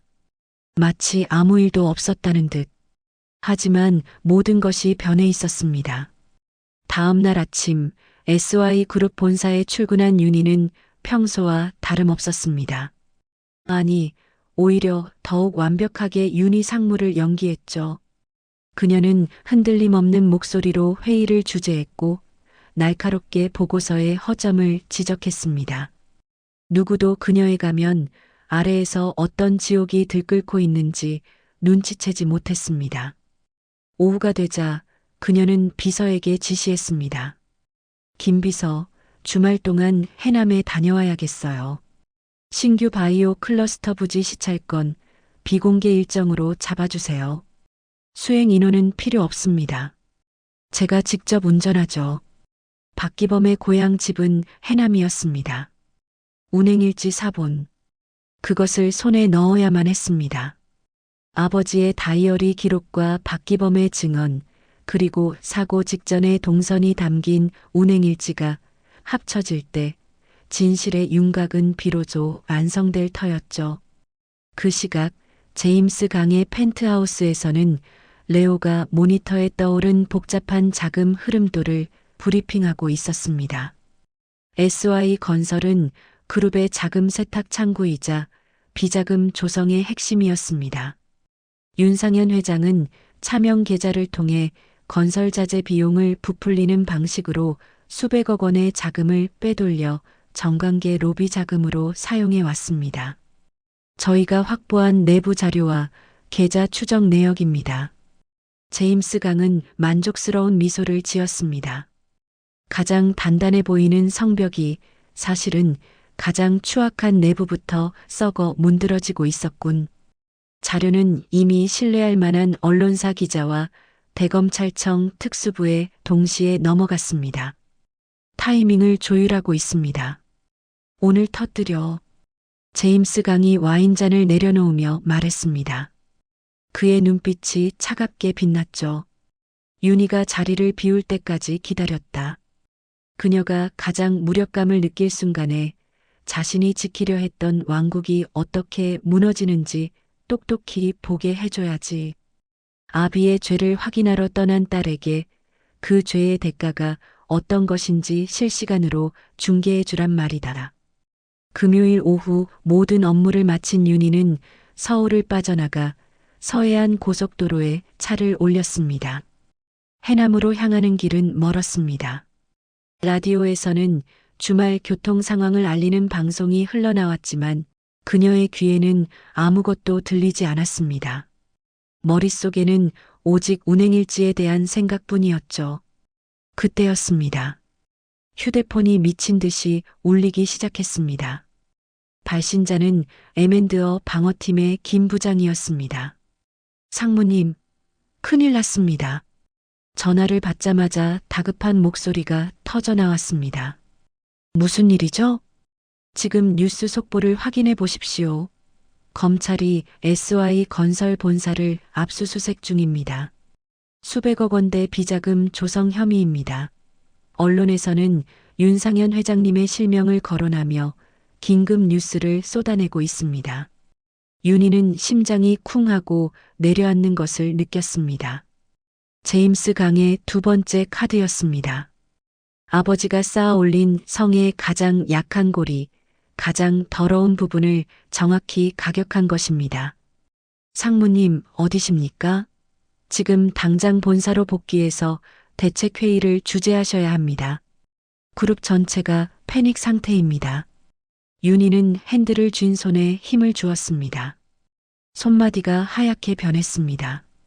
눈앞에는 해남으로 향하는 표지판이 보였죠. 뒤에서는 그녀가 지켜야 할 왕국이 불타고 있었습니다. 잠시 동안의 침묵. 그녀는 결심을 굳혔습니다. 김 부장, 내 말 잘 들어요. 지금은 내가 없어도 버텨야 합니다. 비상 대응 매뉴얼대로 움직이세요. 법무팀과 홍보팀을 중심으로 외부 접촉을 최소화하고 검찰 수사에 최대한 협조하는 모습을 보이세요. 내가 돌아갈 때까지. 하지만 상무님, 이건 명령입니다. 윤희는 일방적으로 전화를 끊었습니다. 휴대폰 전원을 꺼버린 그녀는 어둠이 내리기 시작한 고속도로 위를 무섭게 질주했습니다. 엑셀을 밟는 그녀의 발에 망설임은 없었죠. 무너지는 왕국을 등지고 그녀는 진실이라는 폐허를 향해 달려가고 있었습니다. 아버지의 죄를 단죄할 검을 손에 넣기 위해 밤의 고속도로는 끝없는 터널과 같았습니다. 윤희는 계기판의 불빛 외에는 아무것도 시야에 담지 않았습니다. 서울에서 타오르는 불길, 추락하는 주가, 빗발치는 언론의 질문들. 그 모든 것이 아득하게 멀어졌죠. 그녀는 의도적으로 모든 소음을 차단했습니다. 지금 그녀에게 중요한 것은 오직 하나, 스티어링 휠을 쥔 손의 감각과 해남을 가리키는 이정표뿐이었습니다. 아버지가 쌓아 올린 제국이 무너지는 소리는 아이러니하게도 그녀의 머릿속을 그 어느 때보다 명료하게 만들었습니다. 그것은 파괴의 소음이 아니라 새로운 시작을 알리는 종소리와 같았습니다. 자정이 가까워져서야 윤희는 해남 읍내에 도착했습니다. 낮의 활기는 간대였고 바다의 짠내와 흙냄새가 섞인 공기가 차갑게 내려앉아 있었죠. 그녀는 사전에 확보한 박기범의 주소지로 차를 몰았습니다. 구불구불한 골목길 끝에 낡았지만 정갈하게 관리된 슬레이트 지붕의 집이 나타났습니다. 대문 앞 가로등만이 희미하게 빛을 발하고 있었습니다. 윤희는 차에서 내려 잠시 심호흡을 했습니다. SY 그룹 상무의 갑옷을 벗고 오직 진실을 구하는 한 명의 인간으로 대문 앞에 섰습니다. 그녀가 낡은 철문을 조심스럽게 두드리자 잠시 후 안에서 인기척이 들리며 문이 빼꼼히 열렸습니다. 주름이 깊게 팬 얼굴의 노파가 경계심 가득한 눈으로 그녀를 올려다보았습니다. 박기범 기사의 어머니였죠. 누구시오? 밤늦게 죄송합니다, 어머님. 저는 박기범 기사님 회사에서 일했던 사람입니다. 윤희는 최대한 자신의 신분을 감추고 정중하게 말했습니다. 노파의 눈빛이 더욱 날카로워졌죠. 이제 와서 우리 기범이 회사 사람이 무슨 볼 일이 있다고. 꼴도 보기 싫으니 썩 가시오. 문이 닫히려던 찰나 윤희는 다급하게 말을 이었습니다. 어머님, 저는 박 기사님의 죽음에 대해 꼭 드리고 싶은 말씀이 있어서 왔습니다. 저는 그 사고가 단순한 사고가 아니었다고 믿고 있습니다. 그 한마디에 노파의 움직임이 멎었습니다. 문틈으로 새어나오는 그녀의 눈빛이 가늘게 떨리고 있었죠. 잠시 동안의 침묵 끝에 노파는 마지못해 문을 열어주었습니다. 들어와요. 집안은 소박하고 단출했습니다. 벽에는 박기범이 환하게 웃고 있는 낡은 흑백 사진이 걸려 있었죠. 윤희는 차마 고개를 들지 못하고 노파 앞에 무릎을 꿇었습니다. 제가 너무 늦었습니다. 죄송합니다. 노파는 대답 대신 찻잔을 내왔습니다. 김이 오르는 찻잔을 든 그녀의 손이 미세하게 떨리고 있었습니다. 내 아들은 운전 하나만큼은 누구보다 자신하던 아이였소. 그 길이 얼마나 익숙한 길인데 빗길에 미끄러졌다는 말을 나는 한순간도 믿은 적이 없었어. 저도 그렇게 생각합니다. 그래서 진실을 밝히려고 합니다. 그러기 위해선 어머님의 도움이 필요합니다. 윤희는 마침내 본론을 꺼냈습니다. 혹시 박 기사님께서 남기신 운행일지를 가지고 계신가요? 사고 당시의 행적을 알 수 있는 유일한 단서입니다. 노파는 말없이 윤희를 바라보다 자리에서 일어나 안방의 낡은 자개장으로 향했습니다. 그녀는 장롱 깊숙한 곳에서 낡은 비닐 커버에 쌓인 두툼한 노트를 꺼내왔습니다. 박기범의 유품이었습니다. 우리 아들은 매일 이걸 썼어. 자기 분신처럼 회사에서 가져간다기에 내가 몰래 사본을 하나 만들어뒀지. 언젠가 내 아들의 억울함을 풀어줄 사람이 나타날까 봐서. 윤희는 떨리는 손으로 운행일지 사본을 넘겨받았습니다. 한 장 한 장 넘길 때마다 꼼꼼하게 기록된 날짜와 시간, 주행거리, 목적지가 그녀의 눈에 들어왔습니다. 그리고 마침내 사고 당일의 페이지. 오후 830분 강원도 별장 출발. K부장 동승. 오후 1015분 목적지 불명 국도변 정차. K부장 하차 후 단독 행동. 아버지의 다이어리에 적힌 K부장 처리 완료라는 문장과 정확히 시간이 맞아떨어지는 기록이었습니다. 그 아래에는 박기범이 남긴 작은 메모가 있었죠. 이상한 냄새. 트렁크 확인 요망. 그 순간 모든 퍼즐 조각이 맞춰졌습니다. 윤희는 눈을 감았습니다. 이것은 더 이상 추측이 아니었습니다. 아버지의 범죄를 입증할 명백한 증거, 날카롭게 벼려진 검이었습니다. 같은 시각 서울의 스카이라인이 한눈에 내려다 보이는 제임스 강의 펜트하우스. TV에서는 SY그룹의 비자금 스캔들을 속보로 전하며 대한민국을 뒤흔들고 있었습니다. 레오가 방금 막 들어온 정보를 보고했습니다. SY그룹 주가는 개장과 동시에 하한가로 직행했습니다. 윤상현 회장은 잠적했고 그룹 컨트롤 타워는 완전히 마비된 상태입니다. 제임스 강은 와인잔을 흔들며 만족스러운 미소를 지었습니다. 모든 것이 그의 시나리오대로 완벽하게 흘러가고 있었습니다. 윤희는 그게 이상합니다. 레오가 고개를 갸웃했습니다. 윤희 상무는 회사에 복귀하지 않았습니다.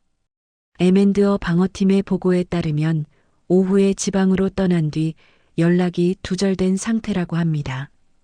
휴대폰 전원도 꺼져 있고요. 제임스 강의 미소가 순간 굳었습니다. 그는 윤희가 불타는 성으로 달려와 절망적인 사투를 벌이는 모습을 상상했습니다. 무력하게 무너지는 왕국을 바라보며 좌절하는 그녀를 기대했죠. 하지만 그녀는 전장에 나타나지 않았습니다. 연락 두절이라고? 그의 눈빛이 가늘어졌습니다. 예상치 못한 변수였습니다. 그녀는 왜 돌아오지 않는 거지? 그가 쳐놓은 게임의 판 자체를 외면하고 그녀는 어디로 사라진 것일까요? 제임스 강은 처음으로 자신의 완벽한 계획에 보이지 않는 균열이 생겼음을 직감했습니다. 어둠 속을 달려 폐허로 향한 줄 알았던 윤희는 실은 그 폐허 속에서 가장 날카로운 무기를 찾아 손에 넣고 있었습니다. 이제 반격의 시간은 오롯이 그녀의 손에 달려 있었습니다. 해남의 새벽 공기는 칼날처럼 차가웠습니다. 윤희는 박기범 기사의 어머니에게 깊이 허리를 숙인 뒤 어둠이 채 가시지 않은 골목길을 빠져나왔습니다. 조수석에 놓인 운행일지 사본은 단순한 종이 뭉치가 아니었습니다. 그것은 한 남자의 억울한 죽음이자 한 제국의 추악한 진실이었고 그녀가 앞으로 걸어가야 할 가시밭길의 이정표였습니다. 그녀는 더 이상 SY그룹의 상무 윤희가 아니었죠. 그녀는 진실의 상주였습니다. 차에 시동을 걸었지만 윤희는 바로 출발하지 않았습니다. 서울로 돌아갈 것인가? 불타는 성으로 돌아가 아버지의 옥자를 지키기 위해 싸울 것인가? 아니, 그 길은 이미 폐허가 되었습니다. 그녀가 손에 쥔 검은 성을 지키기 위한 방패가 아니라 썩은 뿌리를 도려내기 위한 메스였습니다. 그녀는 내비게이션의 목적지를 서울이 아닌 완전히 다른 곳으로 설정했습니다.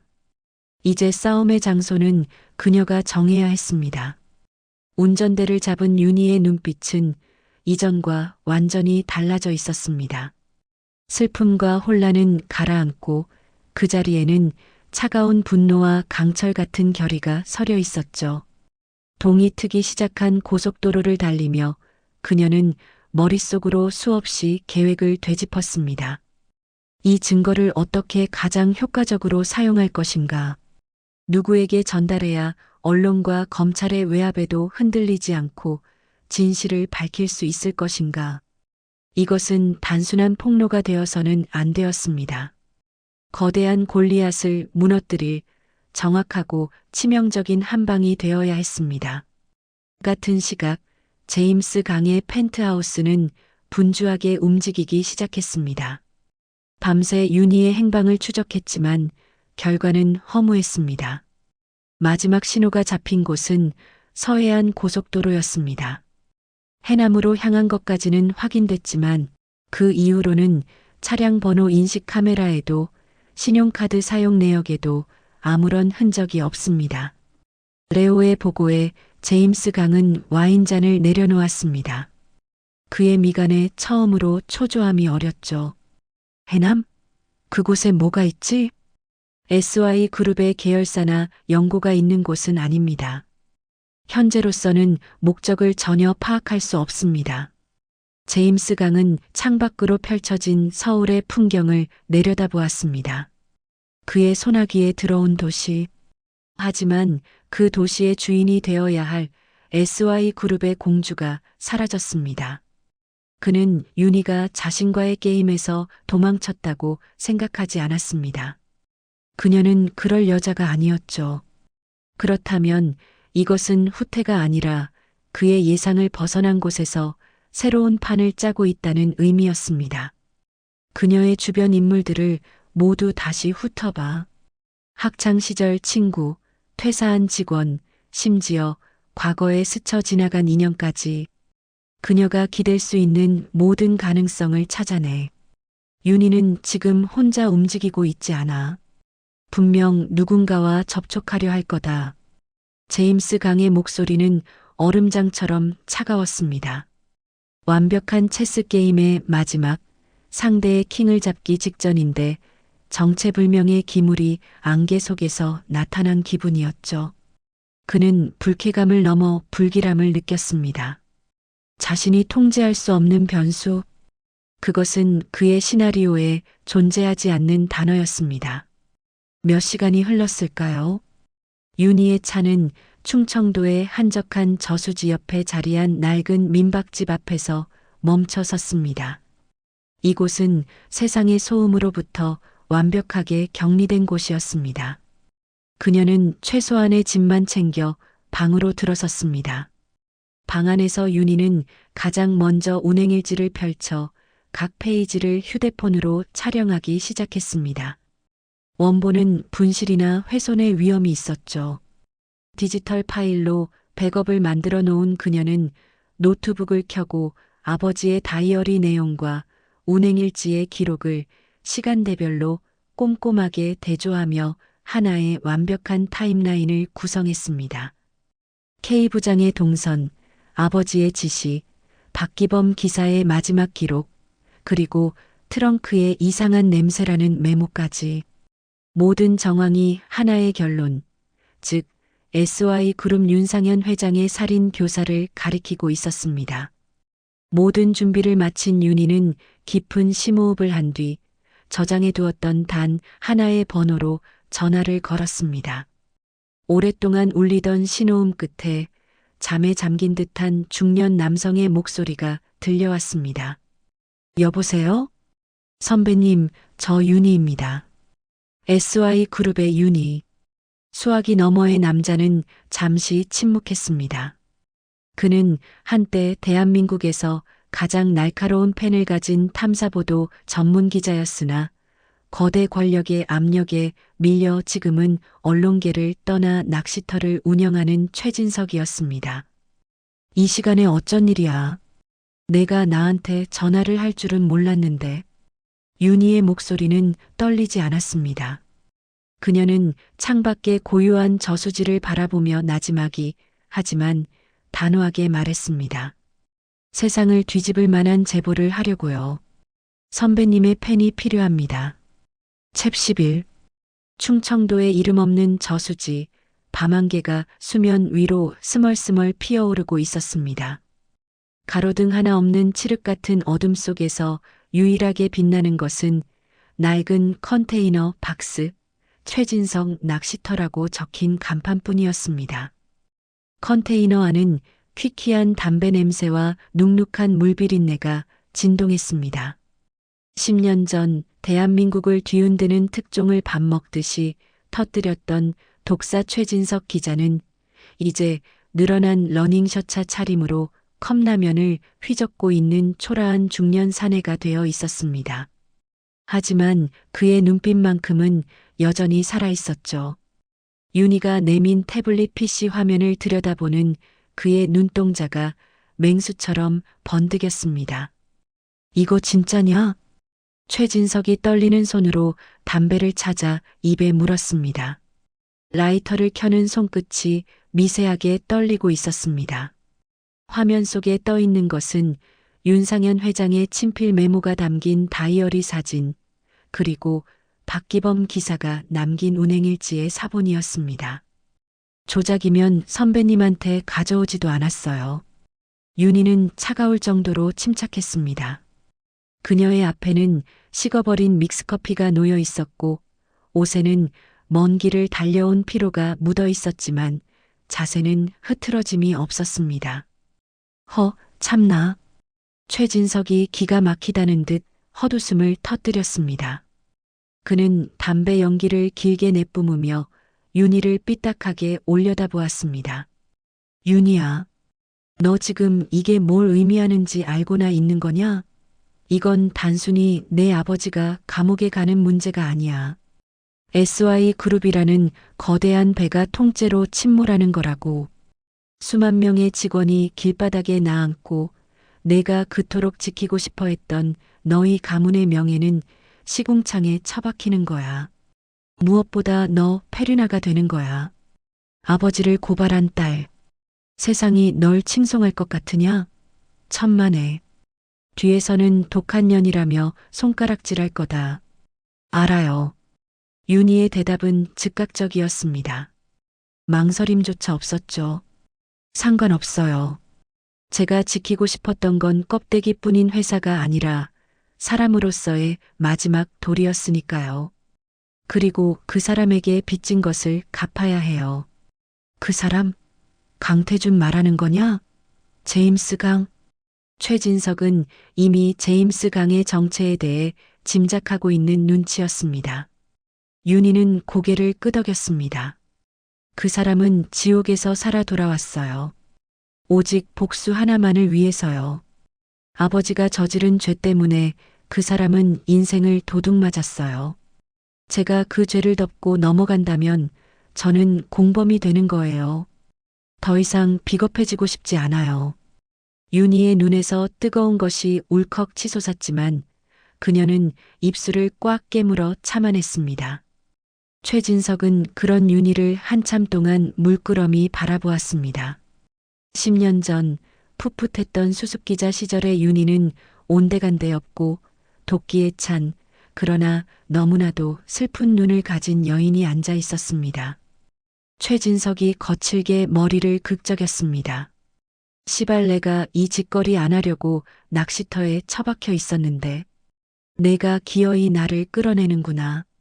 그는 컵라면을 한쪽으로 치워버리고 낡은 노트북을 열었습니다. 타닥 타닥. 경쾌하면서도 무거운 자판 소리가 정적을 깨기 시작했습니다.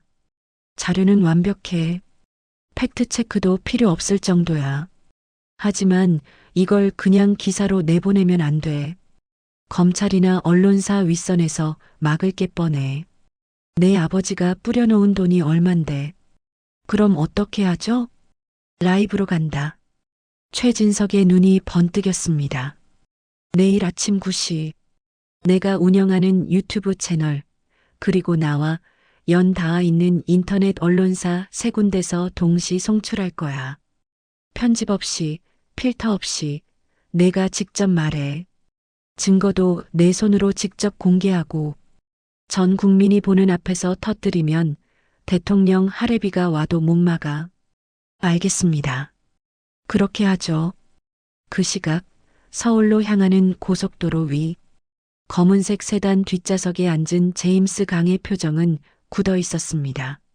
레오가 조심스럽게 태블릿을 건넸습니다. 대표님, 윤희 상무의 마지막 동선이 파악되었습니다. 충청도 외곽의 저수지입니다. 그곳에 최진석 기자가 있습니다. 제임스 강의 주먹이 불끈 쥐어졌습니다. 손톱이 손바닥을 파고들었습니다. 최진석 그 미친 개가 아직 살아있었나? 제임스 강은 윤희의 의도를 단번에 파악했습니다. 그녀는 도망친 것이 아니었습니다. 자신을 파괴하려는 것도 아니었습니다. 그녀는 스스로 폭탄을 끌어안고 자폭하려는 것이었습니다. 아버지와 함께 산산조각이 나는 길을 택한 것입니다. 속력 높여. 당장 거기로 간다. 하지만 대표님, 지금 가셔도 막을 수 없습니다. 이미 접촉했다면. 닥치고 밟아. 제임스 강이 소리쳤습니다. 평정심을 잃은 그의 목소리가 차 안을 울렸습니다. 안 돼, 윤희야. 그런 식은 안 돼. 내가 원한 건 내가 무너지는 거지. 내가 죽어버리는 게 아니야. 제발 멈춰. 그는 초조하게 창밖을 바라보았습니다. 칠흑 같은 어둠이 그녀가 있는 곳을 향해 끝없이 펼쳐져 있었습니다. 10년 전 그녀를 놓쳤던 그날처럼 또다시 그녀를 잃을지도 모른다는 불길한 예감이 그의 심장을 조여왔습니다. 시간은 누구의 편도 아니었습니다. 저수지의 컨테이너 박스 안에서 윤희는 밤을 꼬박 새우며 원고를 다듬고 있었습니다. 최진석은 장비를 세팅하며 혀를 찼습니다. 지금이라도 안 늦었다. 도망가려면 지금 가. 이거 방송 나가면 너는 다시는 예전으로 못 돌아가. 윤희는 담담하게 대본의 마지막 줄을 고쳤습니다. 그리고 고개를 들어 최진석을 보며 희미하게 웃었습니다. 돌아갈 생각 없어요, 선배. 저는 이제야 제자리로 가는 거예요. 그녀의 시선은 창밖 어둠 너머 보이지 않는 누군가를 향해 있었습니다. 태준 씨, 보고 있나요? 이게 당신에게 바치는 내 마지막 속죄예요. 동이 터오고 있었습니다. 폭풍 전야의 고요함이 저수지를 감쌌습니다. 대한민국을 집어삼킬 거대한 해일이 바로 이곳에서 시작되고 있었습니다. 네, 알겠습니다. 챕터 11과 동일한 밀도와 호흡으로 나머지 이야기를 완성해 드리겠습니다. 아버지를 무너뜨리고 스스로 폐허가 되기를 선택한 윤희, 그리고 복수의 끝에서 비로소 사랑을 마주하게 된 태준의 이야기를 끝까지 지켜봐 주십시오. 챕 12. 아침 9시. 대한민국을 뒤흔들 카운트다운이 0을 가리켰습니다. 최진석 기자의 유튜브 채널과 주요 인터넷 언론사의 메인 화면이 일제히 바뀌었습니다. 화면 속 배경은 조잡한 컨테이너 내부였지만 그 중앙에 앉아 있는 여인의 존재감은 그 어떤 스튜디오보다 압도적이었습니다. 화장기 하나 없는 창백한 얼굴, 질끈 묶은 머리. 하지만 정면을 응시하는 윤희의 눈빛은 흔들림이 없었습니다. 안녕하십니까? 저는 SY그룹 윤상현 회장의 딸이자 전 상무이사 윤희입니다. 윤희의 목소리가 전파를 타는 순간 출근길 지하철에서, 사무실 책상 앞에서, 그리고 여의도 증권가에서 숨죽인 탄식이 터져 나왔습니다. 그녀는 떨리는 손으로 준비해온 서류 뭉치를 들어 보였습니다. 저는 오늘 제 아버지가 저지른 10년 전의 끔찍한 범죄를 고발하기 위해 이 자리에 섰습니다. 이것은 단순한 내부 고발이 아닙니다. 한 가족을 파멸로 몰아넣고 그 위에 쌓아 올린 피 묻은 제국에 대한 참회록입니다. 윤희는 운행일지의 내용을 하나하나 읽어 내려갔습니다. 강원도 별장으로 향하던 그날의 동선, 트렁크에서 났던 이상한 냄새, 그리고 아버지가 직접 작성한 처리 완료라는 메모까지. 그녀가 증거를 하나씩 공개할 때마다 실시간 댓글창은 폭발할 듯 빠르게 올라갔습니다. 충격이다. 윤상현 회장이 살인 교사를? 저게 사실이라면 SY그룹은 끝난 거 아님? 딸이 아버지를 고발하다니. 얼마나 힘들었으면. 화면 속 윤희는 울지 않았습니다. 오히려 너무나 담담해서 보는 이들을 더욱 슬프게 만들었습니다. 그녀는 마지막으로 카메라를 똑바로 응시하며 말했습니다. 이 모든 비극의 시작은 제 아버지의 걷잡을 수 없는 탐욕이었습니다. 피해자인 고 강민석 부장님과 그의 아들 강태준 씨에게 평생 속죄하며 살겠습니다. 저 역시 이 모든 사실을 묵인하고 방조한 죗값을 달게 받겠습니다. 방송이 끝나기도 전에 SY그룹 본사는 아수라장이 되었습니다. 주가는 수직으로 낙하하며 서킷 브레이커가 발동되었고 성난 주주들과 시민단체가 사옥 로비로 밀려들어와 유리문을 부수고 진입을 시도했습니다. 직원들은 패닉에 빠져 우왕좌왕했고 전화벨 소리는 끊이지 않는 비명처럼 사무실을 메웠습니다. 그 시각 회장실. 윤상현은 대형 TV 화면을 멍하니 바라보고 있었습니다. 화면 속에서는 자신의 딸이 자신의 목에 칼을 꽂고 있었습니다. 그는 믿을 수 없다는 듯 입을 딱 벌린 채 손에 들고 있던 리모컨을 바닥에 떨어뜨렸습니다. 이 미친년이. 내년이 감히 나를. 내가 널 어떻게 키웠는데 감히 내 아비를 팔아먹어? 그는 짐승처럼 울부짖으며 책상 위의 명패를 TV 화면에 집어 던졌습니다. 쾅! 하는 소리와 함께 액정이 거미줄처럼 갈라졌지만 그 너머로 들려오는 윤희의 목소리는 멈추지 않았습니다. 배신감과 공포가 동시에 그를 덮쳤습니다. 그는 떨리는 손으로 책상 아래 비밀 금고를 열었습니다. 여권, 달러 뭉치, 금괴. 도망쳐야 했습니다. 중국이든 동남아든 어디로든 떠나야 했습니다. 하지만 운명은 그에게 단 1분의 시간도 허락하지 않았습니다. 쾅! 굳게 잠긴 회장실 문이 부서질 듯 열리고 검은 양복을 입은 검찰 수사관들이 들이닥쳤습니다. 윤상현 씨, 살인 교사 및 특정 경제범죄 가중처벌법 위반 혐의로 긴급 체포합니다. 이거 내가 누군지 알아? 내가 윤상현이야. 변호사 불러. 내 변호사 오기 전엔 한 발자국도 못 움직여. 윤상현은 발버둥 쳤습니다. 바닥에 뒹구는 돈뭉치를 주워 담으려 허우적거리는 그의 모습은 한때 재계 서열 10위를 호령하던 회장의 모습이라고는 믿기지 않을 만큼 추하고 비참했습니다. 수사관들은 거칠게 그의 팔을 꺾어 등 뒤로 수갑을 채웠습니다. 당신 딸이 모든 증거를 제출했습니다. 변호사가 와도 소용없습니다. 가시죠. 수갑이 채워지는 차가운 금속음이 회장실에 울려 퍼졌습니다. 윤상현은 고개를 떨구었습니다.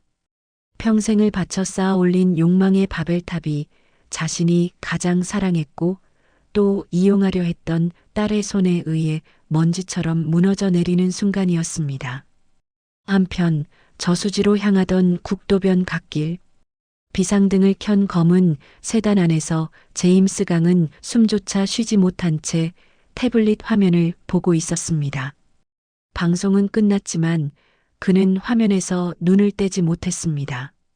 화면 속 윤희는 모든 짐을 내려놓은 듯 창백하지만 평온해 보였습니다. 그녀의 마지막 말, 강태준 씨에게 평생 속죄하며 살겠습니다라는 말이 그의 가슴을 후벼 팠습니다. 바보 같은 여자. 제임스 강의 눈가가 붉게 달아올랐습니다. 그는 이 순간을 위해 10년을 기다렸습니다. 윤상현이 파멸하고 SY그룹이 무너지는 꼴을 보는 것. 그것이 그의 유일한 삶의 목표였습니다. 하지만 승리의 맛은 달콤하지 않았습니다. 입안 가득 쓴맛만이 맴돌았습니다. 그는 윤희가 무너져 자신의 발 아래서 울며 매달리기를 바랐습니다. 그래야 자신의 상처가 치유될 줄 알았습니다. 하지만 그녀는 그가 복수를 완성하도록 두지 않았습니다. 대신 그녀는 스스로를 제물로 던져 그를 가해자가 아닌 영원한 피해자의 자리에 남겨두고 자신은 나락으로 떨어지는 길을 택했습니다. 대표님, 어떻게 하시겠습니까? 운전석의 레오가 조심스럽게 물었습니다. 제임스 아니 강태준은 고개를 숙였습니다. 어깨가 들썩였습니다. 10년간 심장을 짓누르던 얼음이 녹아내리며 뜨거운 눈물이 되어 흘러나왔습니다. 돌아간다. 이제 볼 일은 다 끝났어. 그의 목소리는 텅 비어 있었습니다. 복수는 성공했지만 그는 세상에서 가장 소중한 것을 다시 한번 잃어버린 것만 같았습니다. 챕 13. 폭풍이 휩쓸고 지나간 자리는 참혹했지만 동시에 고요했습니다. 윤상현 회장이 구속되고 한 달이 지났습니다. SY그룹은 해체 수순을 밟았고 건실했던 계열사들은 뿔뿔이 흩어져 다른 기업에 인수되었습니다. 대한민국을 들썩이게 했던 재벌가 폐륜 고발 사건도 사람들의 뇌리에서 서서히 잊혀가고 있었습니다. 윤희는 서울을 떠나지 않았지만 세상과 단절된 삶을 살고 있었습니다. 그녀는 변호사도 선임하지 않은 채 경찰과 검찰을 오가며 강도 높은 조사를 받았습니다. 자신이 알고 있는 모든 것을 털어놓았고 아버지의 죄를 입증하기 위해 누구보다 협조했습니다. 하지만 정작 본인은 참고인 신분일 뿐 직접적인 범죄에 가담하지 않았기에 기소되지는 않았습니다. 그것이 그녀를 더 괴롭게 했습니다. 차라리 감옥에라도 갇힌다면 마음이 편했을 텐데. 늦가을 비가 추적추적 내리는 오후였습니다. 윤희는 우산도 없이 한강공원 벤치에 앉아 있었습니다. 10년 전 태준과 미래를 약속했던 바로 그 자리였습니다. 차가운 빗물이 머리카락을 타고 흘러내려 옷을 적셨지만 그녀는 미동도 하지 않고 흐르는 강물만 바라보았습니다. 강물은 말이 없었고 그녀의 속죄도 끝이 보이지 않았습니다. 그렇게 앉아있으면 감기 들어. 빗소리를 뚫고 들려온 목소리. 윤희의 어깨가 움찔했습니다. 환청일까? 너무나 그리워서 만들어낸 환청일까? 그녀가 천천히 고개를 들었습니다. 머리 위로 검은 우산이 드리워졌고 그 아래로 너무나 익숙하고 사무치는 얼굴이 보였습니다. 제임스 아니 강태준이었습니다. 그는 더 이상 차가운 기업 사냥꾼의 수트를 입고 있지 않았습니다. 빗물에 젖은 트렌치 코트를 입은 그의 눈빛은 10년 전 그녀를 사랑스럽게 바라보던 그 청년의 눈빛으로 돌아와 있었습니다. 태준 씨? 윤희의 입술이 파르르 떨렸습니다. 태준은 말없이 그녀의 옆자리에 앉았습니다. 우산을 기울여 그녀가 더 이상 비를 맞지 않게 해주었지만 정작 자신의 한쪽 어깨는 젖어가고 있었습니다. 왜 그랬어? 태준이 물기 어린 목소리로 물었습니다. 원망도 분노도 없는 그저 깊은 슬픔만이 담긴 목소리였습니다. 내가 원한 건 이게 아니었어. 내 아버지를 무너뜨리고 싶었지. 내가 이렇게 망가지는 걸 보고 싶었던 게 아니라고. 왜? 왜 내가 다 짊어지려고 했어? 윤희는 씁쓸하게 미소 지었습니다. 빗물과 눈물이 뒤섞여 뺨을 타고 흘러내렸습니다. 알아. 당신은 나를 미워하려고 애썼지만 결국 그러지 못했다는 거. 당신이 내 회사를 공격하고 나를 몰아붙이면서도 정작 나를 다치게 할 결정적인 순간에는 망설였다는 거. 난 다 느꼈어. 태준의 눈동자가 흔들렸습니다. 당신이 나한테 보낸 메시지들, 그건 협박이 아니라 경고였잖아. 도망치라는 신호. 하지만 난 도망칠 수 없었어. 태준 씨, 내가 당신을 너무 사랑해서 당신이 복수심이라는 지옥불 속에서 타들어가는 걸 지켜볼 수가 없었어. 윤희가 떨리는 손을 뻗어 태준의 젖은 뺨을 조심스럽게 어루만졌습니다. 아버지를 대신해 사과한다는 말은 하지 않을게. 그건 용서받을 수 없는 죄니까. 하지만 이제 그만 무거운 짐을 내려놨으면 좋겠어. 당신은 괴물이 아니야. 여전히 내가 사랑했던 따뜻한 강태준이야. 이제 편해져도 돼. 그 한마디가 태준의 마음에 남아있던 마지막 빗장을 부수었습니다. 태준은 윤희의 손을 겹쳐 잡으며 무너져 내렸습니다. 그는 윤희의 어깨에 고개를 묻고 10년간 참아왔던 짐승 같은 울음을 토해냈습니다. 아버지의 죽음을 목격하고 얼굴을 뜯어고치며 사랑하는 여자를 적으로 돌려야 했던 그 지옥 같은 시간들이 눈물과 함께 쏟아져 나왔습니다. 미안해. 나만 살아남아서, 널 혼자 두고 떠나서, 그리고 너를 아프게 해서 정말 미안해, 희야. 아니야. 돌아와줘서 고마워. 살아있어줘서 고마워, 태준 씨. 윤희는 오열하는 태준을 힘껏 끌어안았습니다. 두 사람의 체온이 맞닿았습니다. 차가운 가을비는 계속 내렸지만 서로의 품은 그 어느 때보다 뜨거웠습니다. 복수는 끝났습니다. 승자도 패자도 없는 페어 위에서 두 사람은 서로의 상처를 하지며 비로소 긴 전쟁의 마침표를 찍었습니다. 챕 14. 시간은 모든 것을 잊게 하고 또 모든 것을 새로 시작하게 합니다. 1년이라는 시간이 흘렀습니다. 강원도 속초의 작은 어촌 마을. 바다가 한눈에 내려다 보이는 언덕 위에 하얀색 작은 건물이 들어섰습니다. 간판에는 소박한 글씨체로 희망 미술교습소라고 적혀 있었습니다. 앞치마를 두른 윤희가 창문을 활짝 열었습니다. 짭조름한 바다 냄새와 함께 봄 기운이 섞인 바람이 불어왔습니다. 그녀의 얼굴에는 더 이상 SY그룹 상무 시절의 날선 긴장감도 아버지의 죄를 짊어진 죄인의 그늘도 없었습니다. 아이들의 웃음소리와 물감 냄새 속에서 그녀는 비로소 윤희라는 한 사람으로 살아가고 있었습니다. 선생님, 오늘은 뭐 그려요? 선생님, 저 파란색 물감 다 썼어요. 아이들의 제잘거림에 윤희는 환하게 웃으며 대답했습니다. 자, 차례대로. 오늘은 우리 봄에 피는 꽃을 그려볼까? 오후 수업이 끝나고 아이들이 모두 돌아간 뒤 윤희는 붓을 씻으며 라디오를 켰습니다. 흘러나오는 뉴스에서는 제임스 강의 소식이 단신으로 전해지고 있었습니다. 미국 블랙펄 인베스트먼트의 제임스 강 대표가 한국 내 모든 사업을 정리하고 수익금 전액인 5천억 원을 범죄 피해자 지원 재단에 기부했다는 소식입니다. 그는 경영 일선에서 물러나 윤희는 잠시 손을 멈추고 라디오를 응시했습니다. 태준 씨, 그는 약속대로 모든 것을 정리했습니다. 복수를 위해 모았던 부와 권력을 미련 없이 사회에 환원하고 그는 다시 사라졌습니다. 어디에 있는지 무엇을 하는지 알 수 없었지만 윤희는 그가 어딘가에서 잘 지내고 있을 거라 믿었습니다.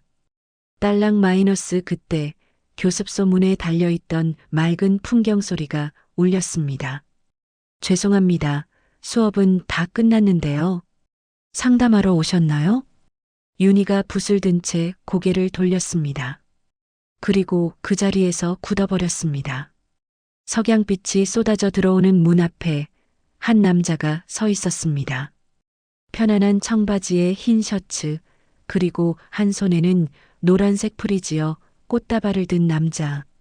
단정하게 자른 머리와 부드러운 눈매. 성형수술의 흔적은 남아 있었지만 그가 짓고 있는 미소는 10년 전 대학 캠퍼스에서 그녀를 설레게 했던 강태준, 바로 그 모습이었습니다. 지나가다가 들렀습니다.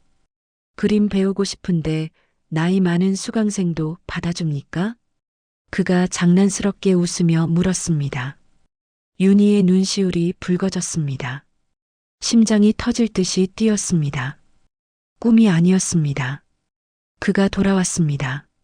모든 짐을 내려놓고 가면을 벗고 온전한 강태준으로 그녀 앞에 서 있었습니다. 윤희는 앞치마에 묻은 물감을 대충 닦고 그에게 천천히 걸어갔습니다. 수강료는 비싼데 감당할 수 있겠어요? 그녀의 떨리는 목소리에 태준이 한 걸음 더 다가왔습니다. 그는 윤희에게 꽃다발을 내밀었습니다. 프리지어의 꽃말, 당신의 새로운 시작을 응원합니다.